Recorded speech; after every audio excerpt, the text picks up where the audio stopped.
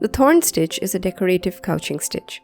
Come out with a thread from one end of the stitch line and leave it open. Now use another thread to create crosses that intersect at 3/4 the length to tag down this thread. Say you are making vertical herringbone stitches.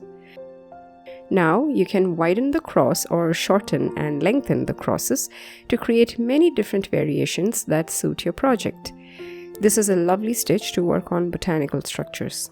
I hope you liked this video. Let me know by dropping a comment and liking it and sharing it. Thank you for watching.